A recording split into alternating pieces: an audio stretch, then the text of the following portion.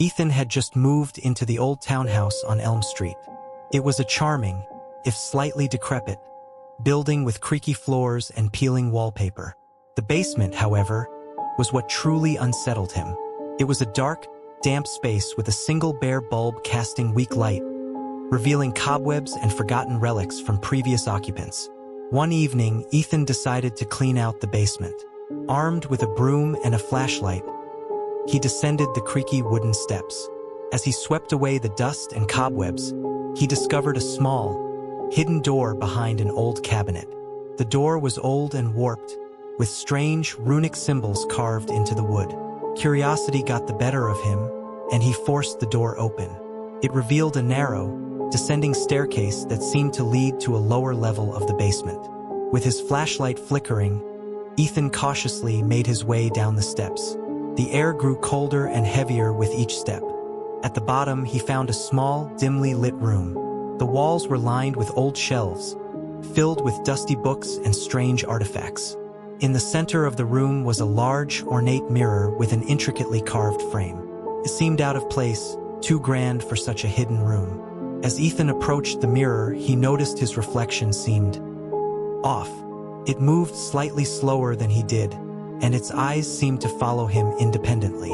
A chill ran down his spine. He turned away, but the reflection remained facing him, its eyes now glowing with a sinister red hue. Panicking, Ethan rushed back up the stairs, slamming the hidden door shut behind him. He could hear faint, eerie whispers echoing from the basement as he bolted up to the main floor. The sense of dread followed him, growing stronger with each passing hour. That night, Ethan struggled to sleep, plagued by nightmares of the basement and the sinister reflection. When he finally drifted off, he was awakened by a loud, resounding thud coming from downstairs. Heart pounding, he grabbed a baseball bat and crept down to investigate. The basement door was ajar, and the faint glow of the mirror seeped through the darkness. Ethan steeled himself and, with a deep breath, descended the stairs once more. The hidden door was wide open, and the eerie whispers grew louder, more insistent. As he approached the bottom of the stairs, the mirror's glow intensified. His reflection was no longer mirroring his actions. It was beckoning him, its eyes now a deep, malevolent black. Ethan tried to turn back, but an invisible force pulled him towards the mirror. He fought against it, but the force was too strong. Just as he was about to be pulled into the mirror, there was a loud crash, and the mirror shattered, releasing him. The room went dark, and the whispers ceased. Ethan, shaking and drenched in sweat, scrambled back up the stairs and out of the basement. Breathing heavily, he realized he needed to leave the house immediately. He grabbed his keys and fled, not bothering to pack anything. The streets were empty as he ran, his footsteps echoing off the buildings. He turned into a narrow alley, hoping to catch his breath. But as he leaned against the cold brick wall, he felt a presence behind him. Turning slowly, he saw a shadowy figure at the alley's entrance, its eyes glowing the same sinister red as the reflection in the mirror. The figure moved closer, and Ethan's breath caught in his throat. He backed away only to realize he was trapped. The alley was a dead end. The figure advanced, its form becoming more defined, more human-like yet utterly terrifying. In the faint light of the alley, Ethan saw its face, a twisted, distorted version of his own. The realization hit him like a freight train. This was his reflection, freed from the mirror and now seeking to take his place. The figure lunged at him, and Ethan's scream echoed through the night. The alley fell silent once more, save for the faint whisper of the wind. The figure emerged from the darkness, adjusting its collar and smoothing its hair. It walked out of the alley, blending into the night, leaving no trace of Ethan behind.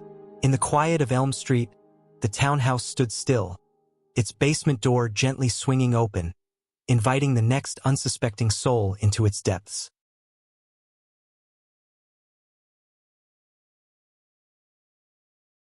In a quaint, picturesque village nestled in the mountains, there was a small, unassuming shop that sold handcrafted dolls.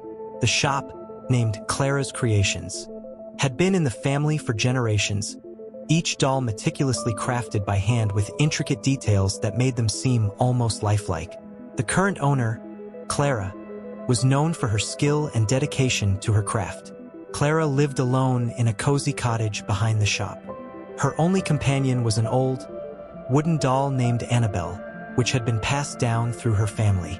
Annabelle was no ordinary doll. She had been made by Clara's great-great-grandmother and was said to be enchanted, bringing good fortune to the family. One stormy evening, a mysterious stranger arrived at Clara's shop. He was a tall man with a dark, brooding presence and eyes that seemed to pierce through the soul. He introduced himself as Mr. Blackwood and expressed an interest in purchasing one of Clara's dolls. Clara, though uneasy, welcomed him and showed him her collection. Mr. Blackwood, however, seemed fixated on Annabelle. He offered Clara a large sum of money for the doll, but she refused, explaining its sentimental value and family significance. Mr. Blackwood's demeanor darkened, and he left the shop without another word. That night, Clara was awakened by strange noises coming from her shop. She grabbed a lantern and ventured out into the stormy night to investigate. As she approached the shop, she saw the door was ajar, swaying in the wind.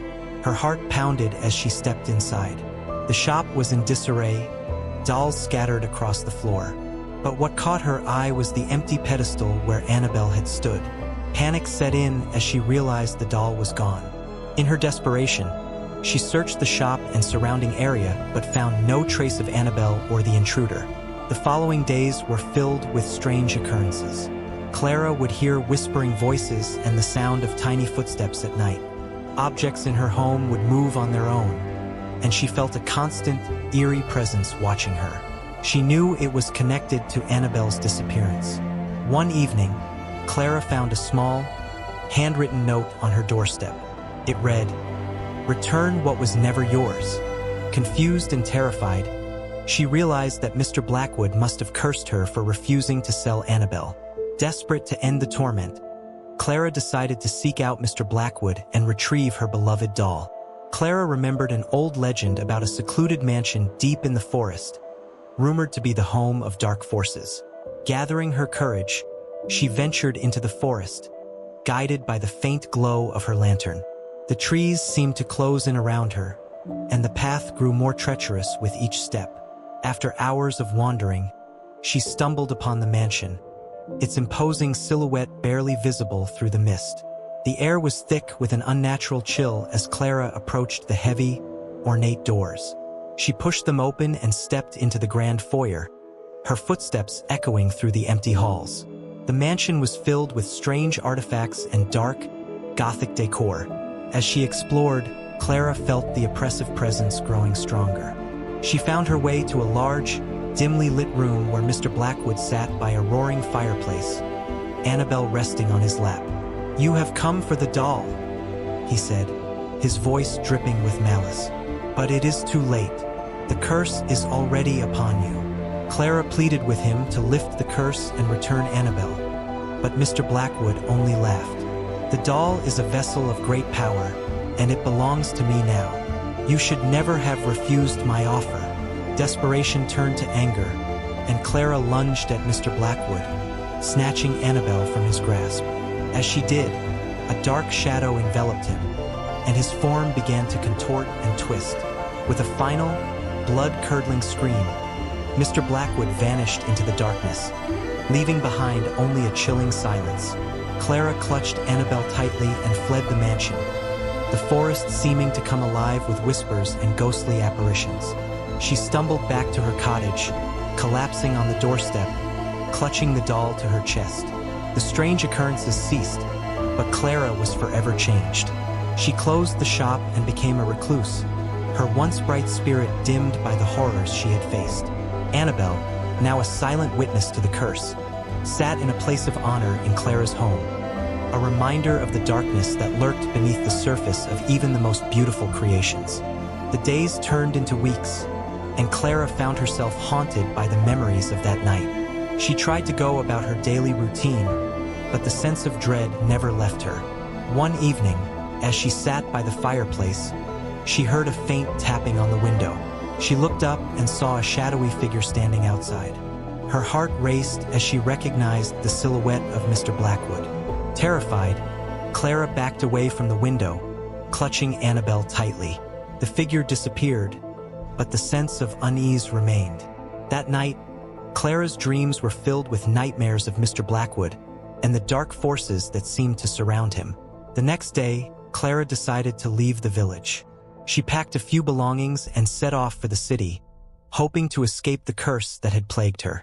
She found a small apartment and tried to start a new life, but the sense of dread followed her. One night, as she walked home from work, she noticed a narrow alleyway she had never seen before. It seemed to beckon her, and despite her better judgment, she ventured in. The alley was dark and eerie, the buildings towering over her like silent sentinels. As she walked deeper into the alley, she heard faint whispers and the sound of footsteps behind her. She turned around, but there was no one there. Panic set in as the whispers grew louder, more insistent. She quickened her pace, but the footsteps followed her, matching her every step. At the end of the alley, she saw a figure standing in the shadows. It was Mr. Blackwood, his eyes glowing with malevolence. Clara's heart pounded as she realized she had walked into a trap. The walls of the alley seemed to close in around her, leaving her with no escape. Mr. Blackwood stepped forward, a sinister smile on his face. "You cannot escape the curse," he said, his voice echoing through the alley. "It will follow you wherever you go." Clara backed away, clutching Annabelle tightly. She could feel the dark energy emanating from Mr. Blackwood, suffocating her. In a desperate attempt to escape, she threw Annabelle at him and ran. As she fled the alley, she heard a blood-curdling scream behind her. She didn't dare look back. Her only thought was to get away. She ran through the dark streets, her heart pounding in her chest. When she finally stopped, she realized she was in a part of the city she didn't recognize. The buildings were old and decrepit, the streets empty and silent. She had no idea where she was, but she knew she couldn't go back. She found a small, abandoned building and took refuge inside. The air was thick with dust, and the only light came from the faint glow of the moon through the broken windows. She sat down on the cold, hard floor, her body trembling with fear. As the night wore on, Clara's mind raced with thoughts of the curse and the dark forces that seemed to follow her. She knew she couldn't stay in the city. She had to find a way to break the curse and end the nightmare. The next morning, she set off on a journey to find answers. She traveled from village to village, seeking out old legends and ancient rituals that might help her break the curse. Her journey took her to remote, forgotten places, each step bringing her closer to the truth. One day, she stumbled upon a small, hidden monastery in the mountains. The monks there were wise and knowledgeable, and they listened to her story with great interest. They told her of an ancient ritual that could break the curse, but it required great courage and strength. Determined to end the nightmare, Clara agreed to perform the ritual. The monks led her to a sacred cave deep in the mountains, where the ritual would take place. The cave was filled with ancient symbols and artifacts, the air heavy with a sense of history and power. Clara stood in the center of the cave, surrounded by the monks. They chanted ancient prayers, their voices echoing through the cave. Clara felt a surge of energy as the ritual began. The dark forces that had plagued her seemed to rise to the surface. As the ritual reached its climax, Clara felt a powerful force pulling at her. She struggled to stay on her feet, but the force was too strong. She fell to her knees, her body trembling with pain and fear. Just as she thought she couldn't take it anymore, the force lifted, and a sense of peace washed over her. The dark energy that had surrounded her dissipated, leaving her feeling lighter and freer than she had in years. The monks helped her to her feet, their faces filled with relief and joy. "The curse is broken," they said. "You are free." Clara felt a surge of gratitude and relief. She knew she could never repay the monks for their help, but she thanked them with all her heart. She left the cave, feeling a sense of hope and renewal. As she made her way back to the village, she realized she had found more than just a way to break the curse. She had found strength and courage within herself, a sense of determination that would guide her for the rest of her life. Clara returned to her shop, reopening it with a renewed sense of purpose. She continued to create beautiful, lifelike dolls, each one a testament to her skill and dedication. And though Annabelle was no longer with her, Clara felt a sense of peace knowing that the dark forces that had plagued her were gone for good. The villagers marveled at her dolls, unaware of the dark journey Clara had taken to create them. And as the years went by, the legend of Clara's creations grew, becoming a source of wonder and mystery for generations to come.